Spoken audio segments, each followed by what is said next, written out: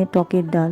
প্রথমে আমগুলোকে ছোট ছোট টুকরো করে কেটে নিয়েছি আর তৈরি করছি এটা মুগ ডাল দিয়ে, কারণ সেদিন ছিল বৃহস্পতিবার। তাই মুগ ডালটা আমি প্রেসারে সেদ্ধ করে নিয়েছি সুন্দরভাবে ধুয়ে, খুব চটজলদি তাড়াতাড়ি করে করার জন্য, কারণ ভীষণ দেরি হয়ে গেছিলো। তাই আমি তাড়াতাড়ি করে এই মুগ ডালটা করে নিচ্ছি, টক ডাল।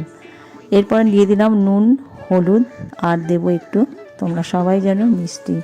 মিষ্টি না দিলে টক ডালটা ঠিক ভালো লাগে না, সেই জন্য একটু মিষ্টি দিয়ে ভালো করে এবার ডালটাকে ঘুটিয়ে নিচ্ছি। আর ডালটা তো আমি সেদ্ধ করেই নিয়েছি, তাহলে খুবই তাড়াতাড়ি হয়ে যায়। আশা করছি তোমাদের ভিডিওটা ভালো লাগবে, আর যদি ভালো লাগে তাহলে একটা লাইক আর কমেন্ট শেয়ার করতে ভুলবে না, আর বন্ধু হয়ে আমার পাশে থাকবে। ব্যাস, আমার টক ডাল রেডি। এবার আমগুলোকে আমি ডালের মধ্যে দিয়ে দিচ্ছি, ছোট ছোট টুকরো করে কাটা আমগুলো একটু মিশিয়ে নেব, আর গ্যাসের মধ্যে একটু রেখেও দিচ্ছি যাতে আমটা সেদ্ধ হয়। খুব বেশি সেদ্ধ করব না, মোটামুটি সেদ্ধ হবে, কারণ ডালটা তো আমি আগেই সেদ্ধ করে নিয়েছি।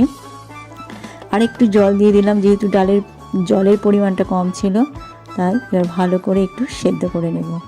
আমার ডালটা ভালো হয়ে আমটা সেদ্ধ হয়ে গেছে। এবার কড়াইয়ে দিয়ে দিলাম আমি, এটা হলো, সবাই দেয় কিনা জানি না, আমি দিলাম সর্ষে ফোড়ন। এই সর্ষে ফোড়ন দিলে ডালটা খুব সুন্দর টেস্ট হয়। তার সাথে দিয়ে দেবো একটা শুকনো লঙ্কা, আরও টেস্ট হবে। এইভাবে করলে একবার বাড়িতে বানিয়ে দেখবেন, খুব তাড়াতাড়ি হয়ে যায় আর ডালটা খুব টেস্টিও হয়। সেই জন্য খুব তাড়াতাড়ি করার জন্য এইভাবে ডাল তৈরি করে নেবেন। এবার ডালটা আমি ফোড়নের মধ্যে দিয়ে দেবো, দিয়ে ভালো করে ফুটিয়ে নেব। পুরো ডালটাই ঢেলে দেবো আস্তে আস্তে।